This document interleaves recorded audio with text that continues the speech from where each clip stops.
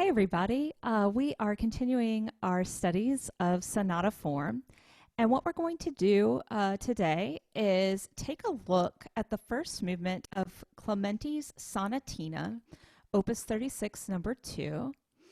And in this piece, we are going to see how some basic sonata form principles manifest.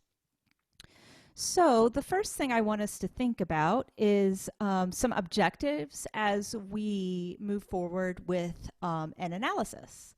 The first thing we want to consider is the exposition and how the different components of the exposition model we've studied apply to this piece. So we want to identify the primary and secondary theme groups.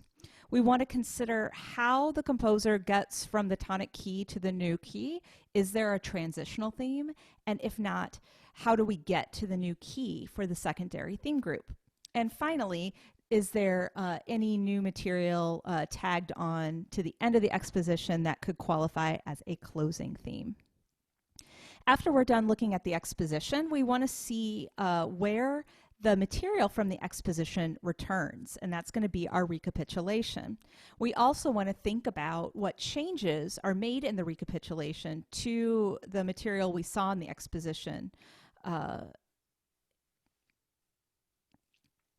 then finally, we want to consider how the development section is structured, how the thematic material from the primary and secondary themes groups are used in the development section. And we also want to consider some harmony that's at the end of the development section. So at this point, you've already listened to the piece and you've looked at the score. What I would like to do right now is focus on the exposition. I'd like for us to identify the primary and secondary theme groups, consider how these sections are connected, and then deal with whether or not there is a closing section. So I'm going to play just the exposition through, and I want you to listen for those things.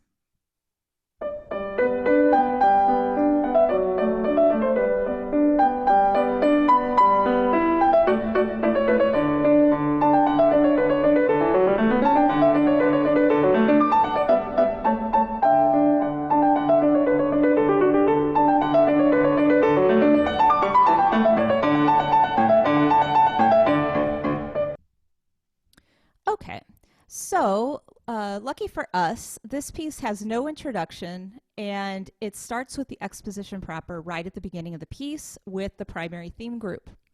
The key of the primary theme group in this case is G major, which is indicated by the key signature. It's also the overall key of the piece. Okay, so where do we get our contrasting material? And this material should be contrasting in terms of its thematic content as well as its harmonic content. If I were you, I'd look for accidentals indicating a modulation. And if you do that, you'll see around measure 7, we start to get the introduction of C sharps in the piece. This indicates that we do have a secondary theme group in the key of the dominant, starting with the pickup to measure 9. And the way this modulation is enacted, the transition between the two themes, we don't really have a transitional theme. This piece is far too short for that. But what we end up having, the connection is made through a pivot chord modulation, ending with a 5 chord in the opening key of G major, reinterpreted as the new tonic in the key of the dominant. And finally, in my analysis, I hear the last 3 bars of the exposition section as a closing theme. It sounds kind of like a codetta or a short ending tag to round off the exposition. So that's our exposition.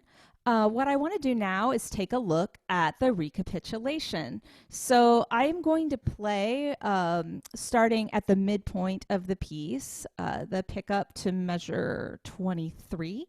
And this is the start of the development section. And I want you to listen for where the material from the exposition returns. And that's going to be where our recapitulation begins.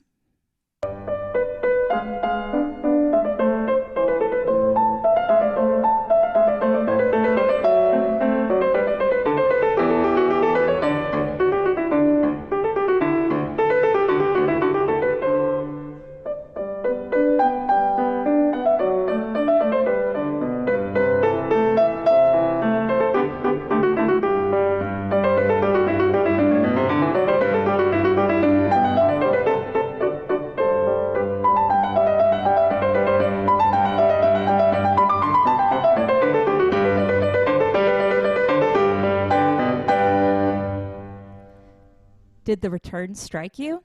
It struck me. I heard it happening here at the pickup to measure 37. So you can see that opening theme we had directly comes back at that point. We get our secondary theme here at the pickup to measure 45. Notice how it is different from the earlier statement of the secondary theme group in the exposition at pickup to measure 9. Here now, the secondary theme group is transposed to the key of the dominant, or transposed from the key of the dominant to the key of tonic, and this provides the tonal resolution that is a backbone principle of sonata form. This is exactly what we would expect to happen. Finally, we do get the closing theme. Like the secondary theme group, it is also transposed to the key of tonic. Now, what is interesting to look at are some changes that the composer makes from the exposition to the recapitulation. There aren't that many, but they're worth noting. So take a look at this highlighted section, measures 5, 6, and 7 in the exposition. Now notice how it is different in the recapitulation here in measures 41, 42, 43. So what's happened here is the previous thing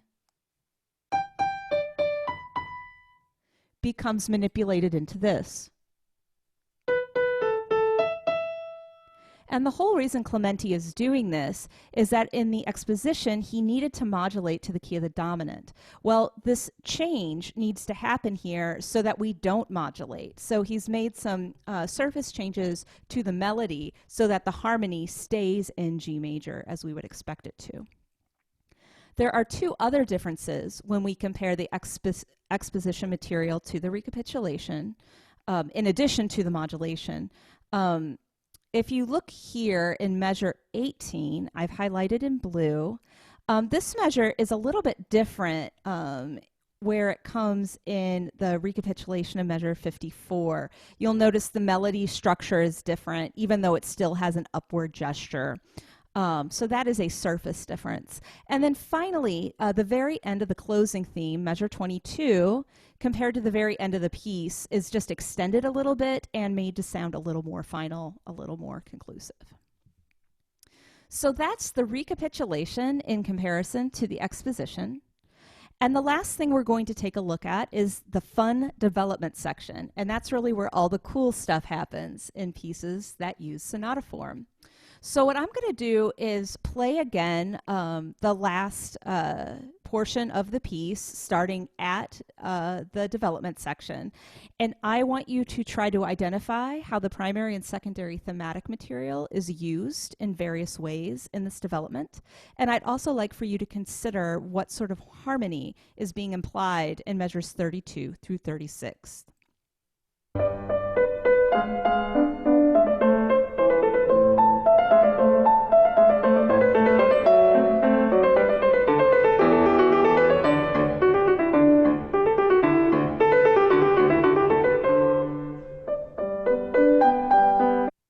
I'll stop there because that's our development section.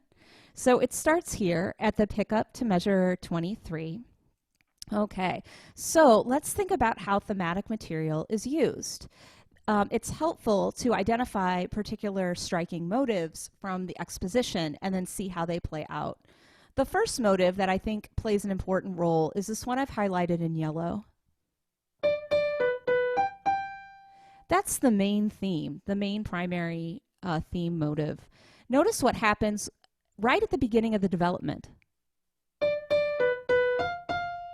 That's the same thing, except the last note is different. So already we're getting a permutation of this melody, and that last interval is a tritone. It's unstable. Then in the left hand, look what we get. That is kind of a mimicking, at least of the rhythm and gesture of the motive, and it enacts a modulation to A minor, which functions kind of as a tonal cell until we get to the next system Here we will see that same motive being used in a permutation, now tonicizing G major, getting us back to tonic. Take a look after the yellow motive, so measures pick up to measures 3 and 4. We really have 2 motives here. And those motives are also used in the development section. We get one here in measures 25 and 26 using both of those gestures, then a fragmentation of just the second motive, a repetition of it, and then an extension of that motive. Take a look at the secondary theme group in the exposition. Here's another rhythmic gesture that is used, the 16th notes that has stepwise motion and a third. We get kind of a permutation of this in the exposition in measure 30, and then it's used in sequence. Take a look here at the pickup to measure 9. We've got this interesting gesture. That little bit is used in inversion in the development section starting in measure 31. And all inversion means is that it's a mirror image of itself, and it's starting from the end. It's actually a backwards inversion, which is kind of cool. So then we take that material and it's fragmented and then sequenced. And then on the third leg of the sequence, it's extended. So these are just a few of the thematic techniques, development techniques that Clementi is using. The last motive that I think plays an important role in the development is this octave business. And we find those same Ds being used in octaves, however, going the other direction in measures 32 through 36, kind of hanging out on that D. So those are some of the ways the thematic material is used in the development. The last thing I want to look at is that section from 32 through 36. And my question to you is, what harmony is implied in measures 32 through 36? I see a lot of D, and I'm hearing this in the key of G major. Notice that we end on that C natural that makes that dominant 7th sound. This is actually a very common technique happening right before a recapitulation, where we hang out on the dominant chord or dominant function in the tonic key to set up the return. We call this the retransition. It happens so much that we actually have a name for it. And it sets up lovely tension that is then resolved and feels ever so good when we get the return of the primary theme in the tonic key. So with all of this in mind, what I'd like to do is play the recording for you, the entirety, and I will show you the annotations of the primary sonata form components as we listen.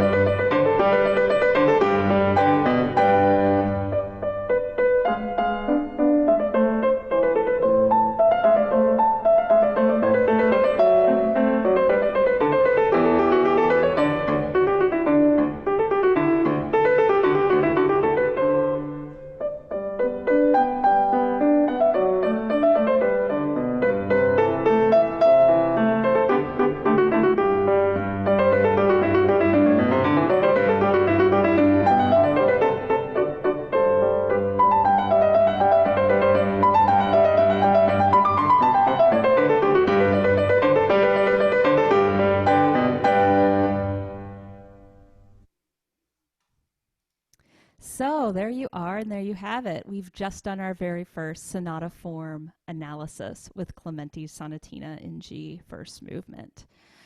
So the rest of the week, what we're going to be doing is I'm going to give you some additional scores to listen to and study and see if you can annotate them and create form diagrams showing how sonata form principles work and some other sonata form movements.